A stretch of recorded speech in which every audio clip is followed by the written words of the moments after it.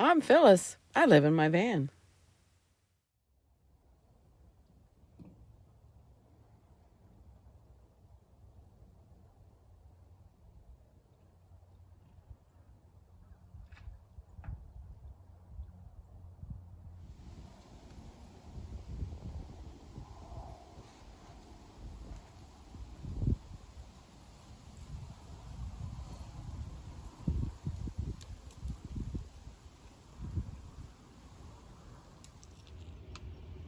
We are at camp for Thanksgiving.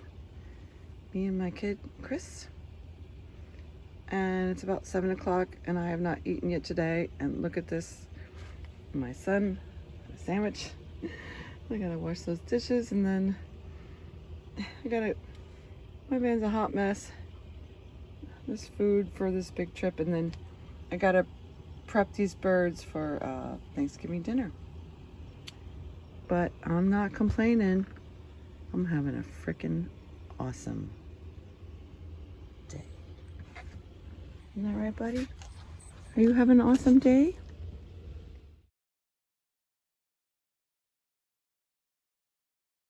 Hello, my tribe. Happy Thanksgiving. Today's actually the day after Thanksgiving, but my son and I are camping and we pulled in a little late and I didn't have time to really do a real dinner. So today's our Thanksgiving. We're going to have roasted Cornish hens, skillet roasted potatoes, and a cauliflower gratin with an apple crisp for dessert. And we meant to start this around noon or 1 o'clock, but my son found this really cool tree frog. They're cold-blooded, right? Yeah. But it's possible like something knocked him out of the tree and he's like, just stunned. You're sure this is a tree frog? So we're starting really late. What time is it, Chris? It's like 4 something. It's 4 o'clock. So the birds have been marinating, but otherwise we're pretty much starting right now. So let me show you what I'm doing. So first I'm going to I'm working on the like crouton topping for the cauliflower gratin. Cauliflower gratin is like a potato gratin, but with cauliflower. Surprise, surprise. So I'm deviating from the recipe because I don't have like packaged breadcrumbs and I don't have a food processor to make breadcrumbs. So I broke up a bagel. I cut it up, then broke it up more, and I toasted it in the skillet. So now I've got butter and sage and fennel seed. I'm going to put in some salt and pepper, and we're just going to mix that up. That's going to be the topping for the gratin. I so wish y'all could smell this. It smells insane. The bagel breadcrumbs and fresh sage, fennel seed, salt and pepper, and a generous amount of butter, all toasted. I could just sit down with a spoon and eat this. Chris, can you smell it? Not from here. My mouth is watering. Oh my gosh, it's going to be so good. So I'm going to just boil the cauliflower for a few minutes. And I've got to wait for the iron skillet to cool off before I can move it. And then I'm going to make a bechamel sauce to make the sauce for the gratin. And Chris is outside cutting up apples. Hello. For the apple crisp. Yeah, say hello again. Hello. So now I'm blanching the cauliflower. You're technically supposed to boil the water first and then put the veg in. But I had to have a place to put the cauliflower. When you're cooking in a van, like a 3-course dinner and dessert, you gotta balance your space. So those are almost done. And then I'm going to make a bechamel sauce for the gratin. I have shallots and butter ready to go.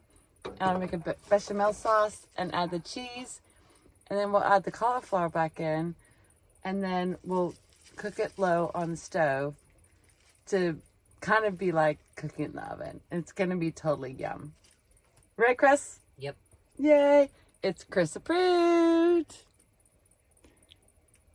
Oh my God. So I turned the cauliflower off. I'm about to make the bechamel. I've got the butter and now flour in there. I'm about to do that. But right now, Chris finished I gotta turn to show you how I'm doing this.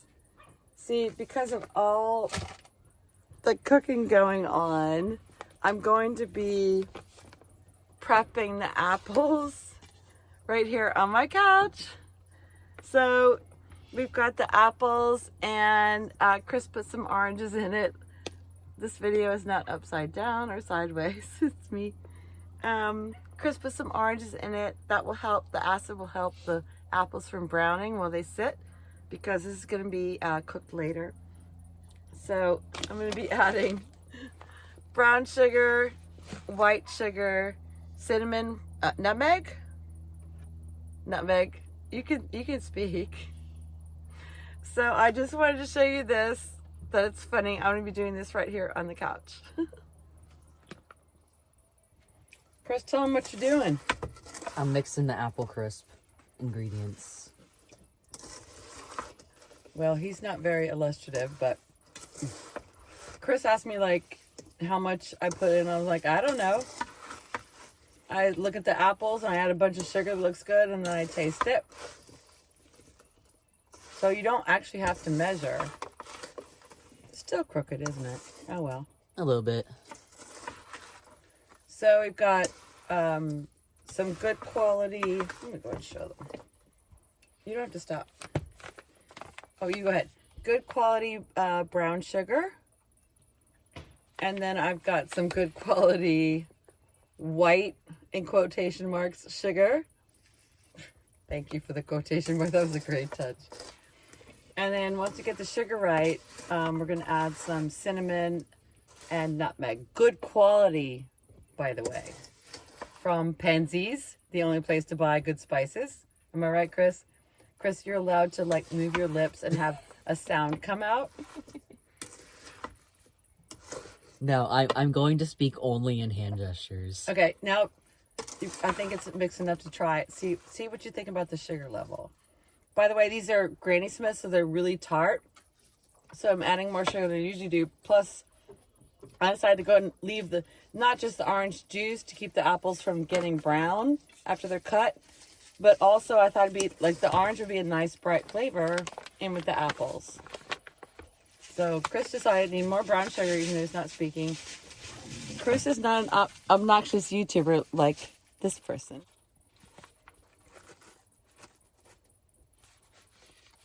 I'm adding a bit more white sugar because it's still pretty sour. The Granny Smith apples are really tart, so they're going to need more sugar than like normal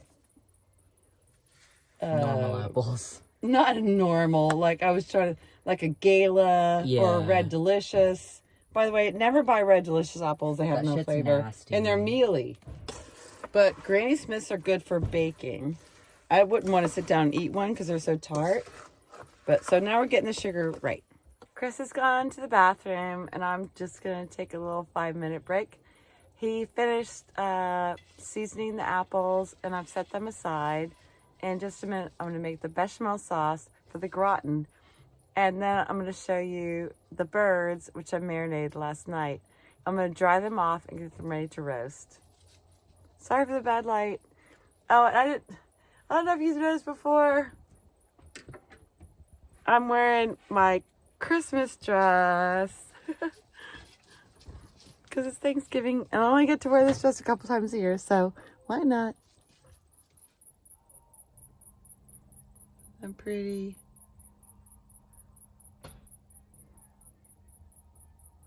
Get my Christmas bells up. And then look at my bed, y'all. It's like all the food I brought, it wouldn't fit. And then even some stuff I'm cooking with right now because I've got a really small kitchen. But I love my Christmas decorations. They're so sweet. So now I'm getting ready to start my bechamel sauce. I've drained the cauliflower. It's still sitting there waiting. I've got my flour in there. Hey, you're the Englishman that's seen Irma. I don't believe we've been introduced. I'm Hippolyte the Ox. What is on your mind, Mr. Ox? I just thought you were interested. Oh, now, please, look, this is ridiculous.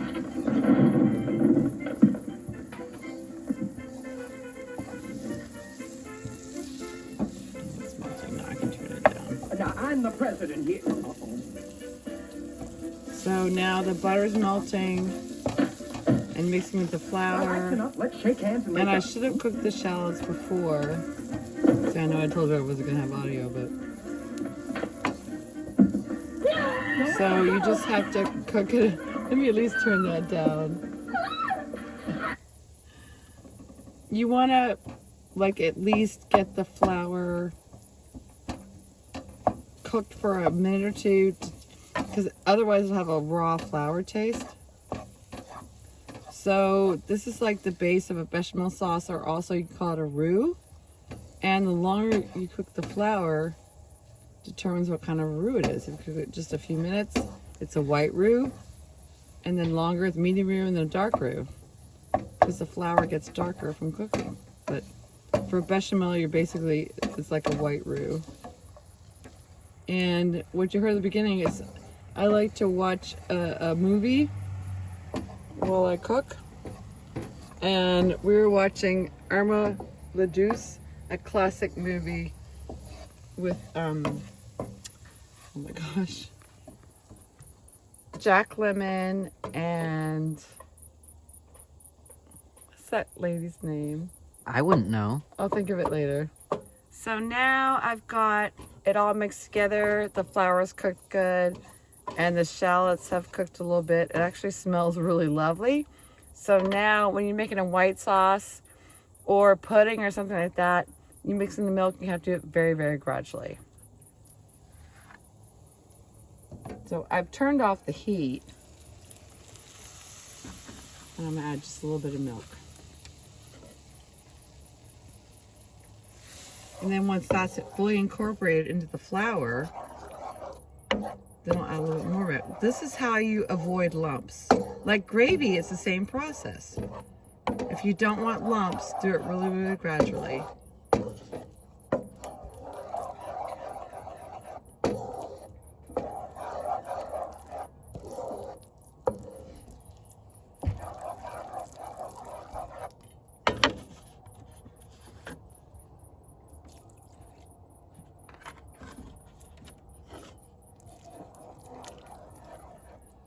Also, like if you're making a gravy and you're worried about lumps, you may end up, even if you're careful with the tiny little lump, but put onions in it or something like this, and if they won't notice the lumps because there's like little pieces of things in there.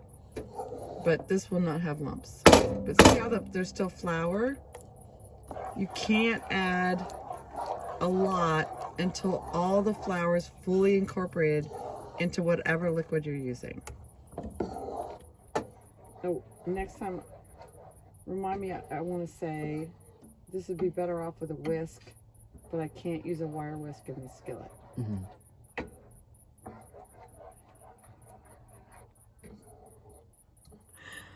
Shirley MacLaine, that's the actress. So now I've got the flour fully incorporated into the liquid, so now I can add more liquid without worrying about making lumps. And by the way, I turned off the fire because I'm so slow and careful with mixing in the liquid. If you're better at it than I am, you can have it with the heat on, but my heat's off right now. So now I'm going to add the rest of the milk.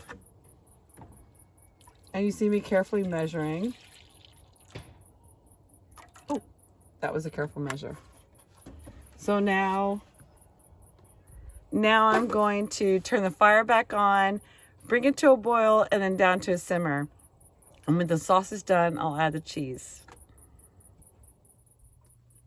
So now the sauce is done, and Chris is adding the Gruyere and goat cheese. And the fire is off because I'm afraid to burn, especially when you got milk in it. You don't want to burn it, scald it. Chris finished adding the cheese and he seasoned it and it's totally yum. That's the gratin. And here's the 2 game birds and the marinade I made, and I will include everything I put in the marinade in the description. So now I'm gonna take the birds out of the marinade and dry them off for roasting in an iron skillet. It's very late. Chris, what time is it? It's like 7:45. 7 o'clock, and we have not actually started the actual cooking stuff. But I took the chicken out of the game bird out of the marinade, and I dried it with paper towels because I want to roast it in the iron skillet, and it has to be dry or the skin will not brown. So now I'm going to rub some butter on it, get the pan nice and hot, and put in the skillet. I can only do it one at a time in the skillet, but we'll just tag team it. And then I'm gonna put the gratin on the stove to simulate like baking in the oven. Yeah, there's the gratin, ready to go. And the wonderful croutons I made to go on top. So I'm gonna butter this and get it in the skillet. Focus on.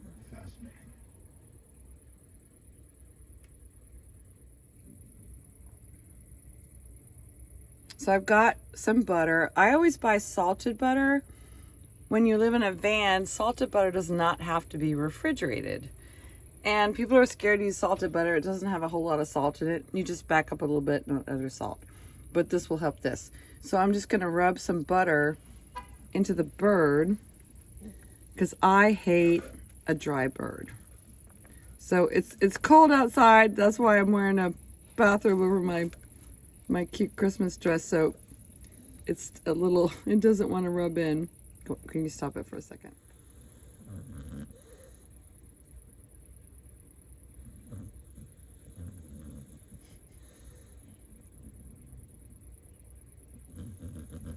Okay, so I had trouble with the butter because it's so cold that the butter wouldn't get soft enough. So I just warmed it up in my hand and mushed it around. Chris says this is gross, but it just feels like you're playing in like Play-Doh or clay or something. So I'm just going to, and it's still cold, so it's not going to want to really go on, but it's going to work still. I'm just going to rub the butter. Well, picture it like if you're watching a real cooking video on HGTV. Is that the station that has all those? Food Network. Food Network. Picture this actually coming off my fingers and going into the bird. Okay, you can cut it.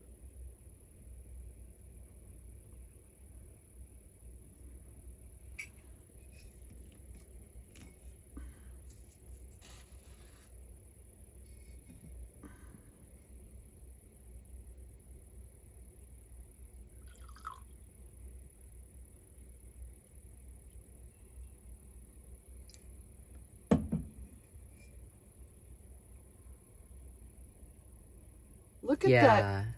Look at it glisten. That is, I wish, oh my gosh, when is YouTube going to come up with smell-o-vision, Chris, right? You cannot imagine how good this smells. So I think I showed before, I patted it dry, and then I did put a little bit of oil in the pan for the other side of the bird because I never did get that butter to really spread out. And then I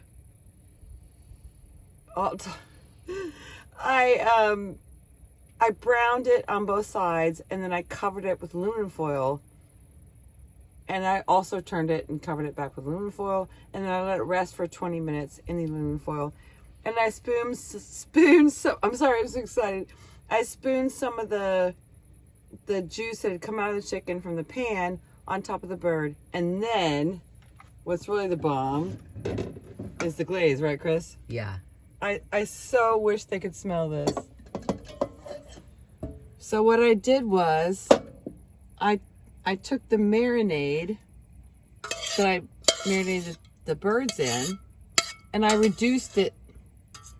I was lazy. You can reduce this down to a syrup and it's yummy.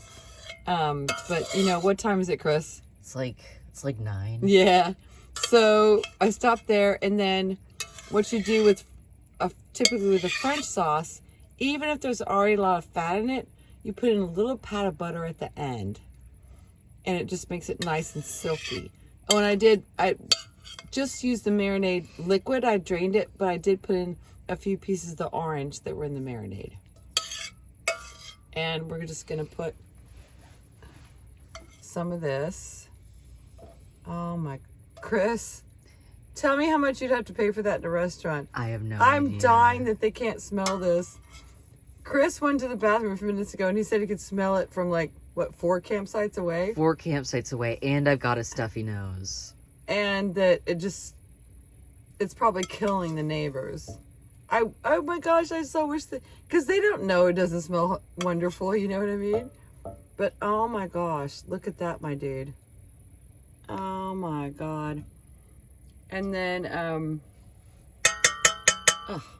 then we've got the gratin. The gratin, yeah, look at that bird, oh my gosh.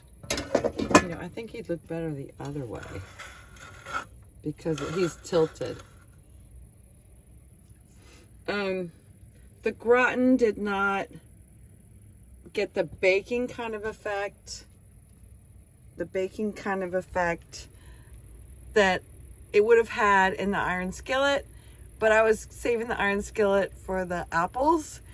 So I just turned it off and put the nice croutons on top. So they're a little soupy, but I guarantee you they're gonna taste great. So let's, oh, they're actually on the floor. I'm having to juggle all these different things. Ugh. So I always tell you my channel is real. You just showed me pick up a cauliflower gratin off the floor.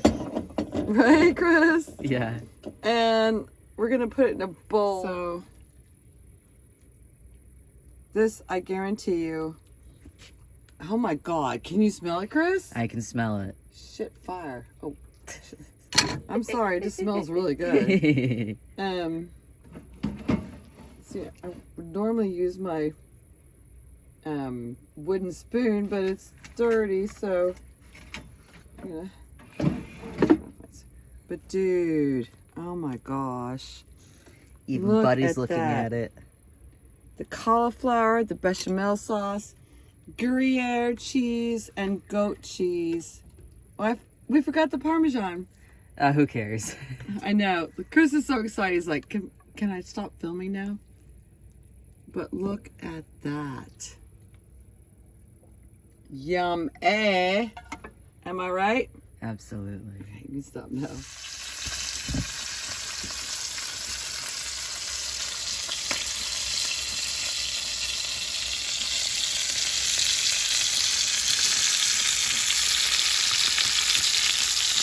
Second bird on the fire.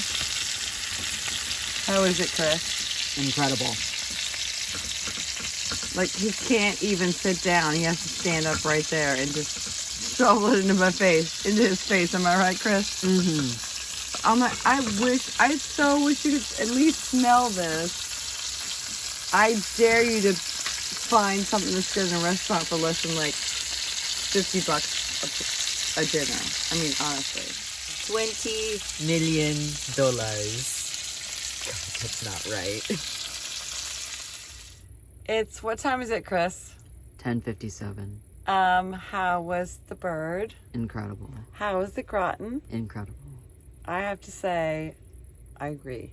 So now I'm going to, like, I was willing to put off the apple dessert till tomorrow, but Chris wants to have it tonight. So it's like 11 o'clock and we're about to start the apples. So I've got my big iron skillet, which is really rough. I actually bartered this skillet for a dress. I'm gonna put that picture in the video, I think.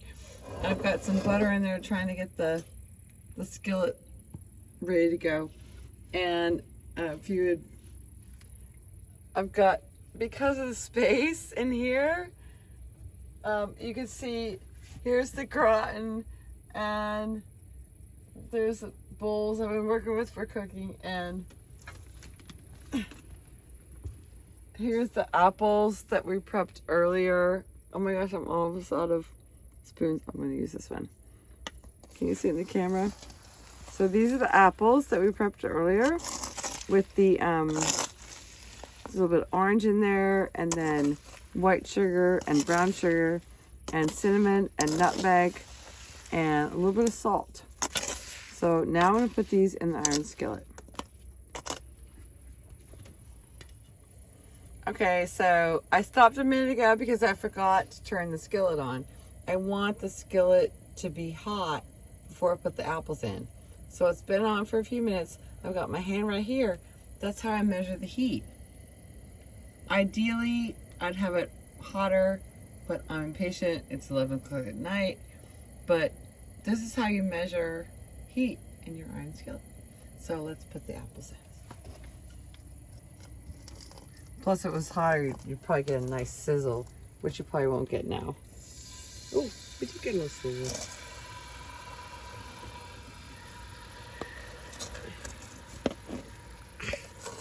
It's a big bowl, y'all. It's 11 o'clock at night, so.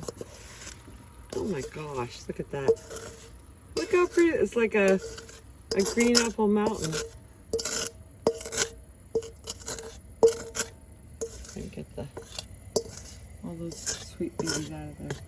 And then, if Cookie's nice to me, I'll let him like get a spoon and get the rest of that syrup out of the bowl. Because that, y'all, is a little bit of yumminess. Look at that. Mmm. Can you see the glistening in the... I mean, I see glistening.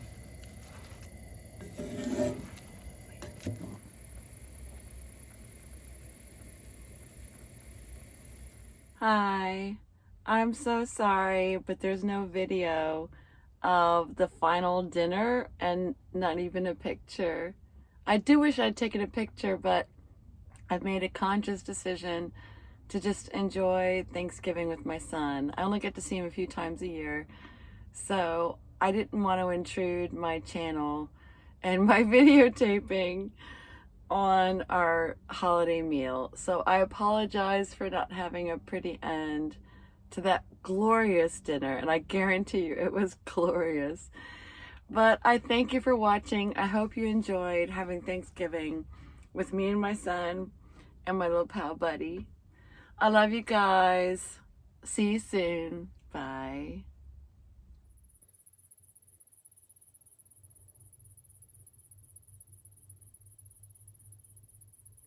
The aftermath of the large dinner, Thanksgiving dinner cooked in a van, is the mess, but also some yummy leftovers.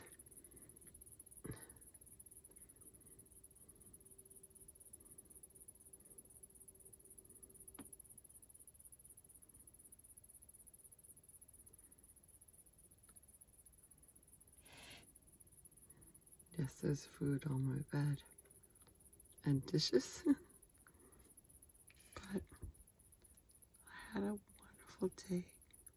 Wonderful day. I love my bells, my Christmas decorations, and my sweet little poinsettia.